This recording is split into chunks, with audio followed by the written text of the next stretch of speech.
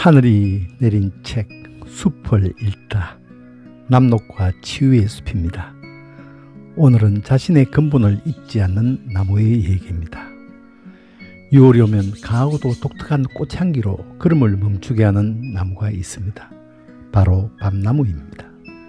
오늘은 이 밤나무를 주제로 얘기해 보려고 합니다. 그리고 밤나무가 우리에게 들려주는 목소리에도 귀 기울여 보려 합니다. 조선 전기의 문신이었던 서거정은 그의 저서 동국 여지 성남에서 밤나무 꽃은 눈처럼 피어 향기가 진동하고 밤송이는 송이송이 달려 하늘의 별들이 내려앉은 것 같구나 하고 밤나무의 아름다움을 읊었습니다. 하얀 여우의 꼬리처럼 길게 늘어진 꽃에서 풍기는 독특한 향기, 파란 가을 하늘을 배경으로 살며시 입을 벌리듯 반질반질 빛나는 초콜릿색의 열매를 드러내고 있는 밤송이. 여러분들도 나름대로의 기억을 통해 밤나무를 상상해 보시지요. 저도 어린 시절을 시골서 보내면서 밤나무에 얽힌 아름다운 추억들이 있습니다. 우리나라에서 밤이 자라기 시작한 때는 아주 오래전부터인데 삼한시대 유물인 칠기 속에서도 밤알이 발견되었다고 하고요. 그 밤송이도 아주 커서 중국에까지 널리 알려진 모양입니다. 삼국지나 후한서에 따르면 기원전 1 내지 3세기의 고대 부족국가 마한에서 생산된 밤은 굵기가 무려 배만큼 컸다고도 했습니다. 경기도 과천이란 지명도 고구려 때부터 사용하던 이름이라지요. 한자로 과천의 과자는 열매를 뜻하며 우리나라 밤 생산의 중심지 중에 하나였다고 합니다. 밤은 오래전부터 인류와 친근한 관계에 있었는데 기원전 8세기경 로마 시대에도 밤을 심었다는 기록이 있습니다. 중국이나 북미 대륙에서도 오래전부터 자생하는 밤나무가 있었다고 하며 세계적으로는 그 종류가 10여 종 이상이 된다고 합니다. 우리나라에서 가장 오래된 밤나무는 2008년 천년기념물 제498호로 지정된 평창 운교리에 있는 밤나무로 나이가 400세 가까이 된다는군요. 밤나무는 분류학적으로 참나무과이며 종속명이 카스타니아 크레나타입니다. 속명 카스타니아는 히라버로 카스타나 지방의 견과라는 뜻을 가진다는군요. 영어명 체스나트도 카스타나에서 변형된 말일 수도 있지만 체스트와 나트의 합성을 하면은 괴 또는 상자 속에 들어있는 견과라는 뜻도 있겠습니다. 우리나라에서는 곡식이 귀할 때 밥처럼 먹을 수 있는 나무라고 해서 밥나무로 불리다가 세월이 흘러서 밤나무로 변했다고도 합니다. 한자로는 밤을 율이라고 하며 율자는 나무 위에 꽃과 열매가 달린 형상을 본떠 만든 글자입니다. 어린 나무는 젓갈색이고 매끄러운 껍질에 피목이 발달해 있지만 자라면서 짙은 회색으로 변하면서 세로로 깊게 갈라집니다. 어긋나는 잎의 가시같이 날카로운 톱니에는 엽록소가 있어 녹색을 띠므로 산기슭 여기저기서 밤나무와 섞여 자라는 상수리나무와도 구분이 됩니다. 상수리나무 잎의 톱니는 엽록소가 없어서 갈색이지요. 꽃은 대체로 6월이면 피기 시작해서 7월까지도 이상 모양으로 생긴 하얀 꽃이 잎 겨드랑이에 무더기로 주렁주렁 달립니다. 많은 봄꽃이 한참 피었다 지고 난 뒤에 피는 꽃이므로 벌이나 곤충들에게 계속 먹이를 제공할 수 있는 참으로 고마운 선물이지요. 암수가 한 그루로 온 사방에 냄새를 퍼뜨리는 것은 수꽃이랍니다. 비릿한 이 냄새는 정에게도 들어있는 스퍼미딘과 스퍼민이라는 성분 때문인데 벌들을 유혹하여서 꽃가루를 퍼뜨리기 위한 수단이지요. 암꽃은 숫꽃 아래 보통 두 개 내지 세 개씩 비늘같이 생긴 총포라고 하는 한 개의 묶음에 쌓인 채로 따로 피는데 성게처럼 묘하게 생긴 이 암꽃은 눈에 잘 뜨이지도 않고 향기도 없답니다.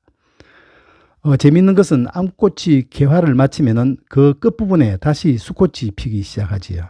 그 다음에 다시 암꽃이 그리고 또 숫꽃 이렇게 시기를 달리하여 피면서 차례로 꽃가루바지가 이루어진답니다.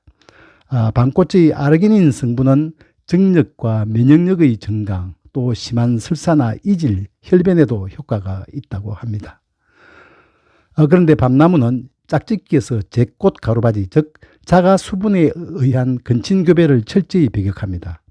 땅꽃 가루바지, 소위 타가 수분을 하는 자가 불화합성 식물입니다. 처음 암술머리에 붙은 수꽃 가루의 90%가 자기 꽃가루지만은 가을에 열매의 DNA 검사를 해보면은 자가 수정률이 0.3%에 불과했다는 연구 결과도 있습니다. 자가 수정에서는 꽃가루 간의 성장 속도가 느려서 밑씨까지 도달하기가 어려워서인지 성공적인 수정이 잘 이루어지지 않는다고 합니다. 더 나은 후손을 생산할 수 있는 열매를 맺기 위해 흩어짐 없이 자신만의 배우자 선택 원칙을 고수하는 것이지요. 밤나무는 무엇보다 맛있는 열매인 밤이 있어서 명성을 얻게 되는 것이라고도 할 수 있는데요. 너도 밤나무나 참나무류 등을 보면은 열매를 맺지 않는 해가 종종 나타나지만은 성년에 이른 밤나무는 거의 매해 열매를 맺답니다. 월동 준비를 하는 동물에게는 안심하고 기댈 수 있는 나무이며 믿을 수 있는 마지막 보루일 수도 있습니다. 밤나무 열매를 한방에서는 율자 또는 율과라고 하여 콩팥의 보호와 혈액순환과 지혈을 돕기 위해 쓰였다고도 해요. 동의보감에서는 밤 껍질을 태워서 복용하면 하혈과 토혈에도 좋다고 했습니다. 밤은 제사 지낼 때 조율이시, 즉 대추, 배, 감과 함께 올려지는 4대 과일의 하나이기도 한데 밤은 저승길의 식량이고 조상이 저승에서 드시는 음식이라고 생각했답니다. 또 밤은 대추와 함께 패백상에 올려져서 신랑 신부에게 던져지기도 하는데 이는 자손 번성과 부귀 영화를 조상께 기원하는 마음을 담은 것이라고도 합니다. 이렇듯 밤은 우리의 관습에서나 일상의 음식 혹은 약재로서도 친근한 나무입니다. 뿐 아니라 밤나무는 목질이 단단하고 탄력성이 좋으며 타닌 성분이 나무의 부식을 방지하므로 철도 침목으로는 아주 최상이랍니다. 영국의 웨스트민스터 성당도 밤나무로 지었고 우리나라 경주 천마총 내관의 목책도 밤나무라는군요. 밤나무가 싹을 틔우는 모양도 다른 식물과는 아주 독특한 면이 있습니다. 대부분 식물은 싹을 틔울 때 종자 껍질을 밀고 올라온 뒤에 껍질은 땅에 버립니다. 그러나 밤나무의 종자 껍질은 줄기가 올라가고 뿌리가 내려가는 그 경계 부근에서 오래도록 달려 있습니다. 과장된 표현인지는 모르겠으나 10년 아니 100년 이상까지도 그 껍질이 달려 있다고도 합니다. 그래서 우리는 밤나무를 자신의 뿌리를 잊지 않는 나무, 자신을 잊게 한 선조를 잊지 않는 나무라고 합니다. 위패를 밤나무로 만들었던 것도 조상의 은덕을 잊지 말라는 밤나무의 정신을 본받자는 생각이 깃든 것이 아니었을까요?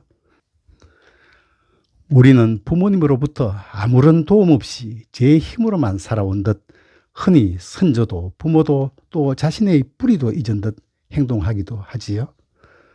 오늘의 나와 우리를 존재케 해준 선조들과 그 가르침을 되새기고 기억하면서 자기 원칙을 지키면서도 다른 이웃들을 배려하며 묵묵히 세상을 살아가는 이 나무의 꽃말은 진심이라고 합니다.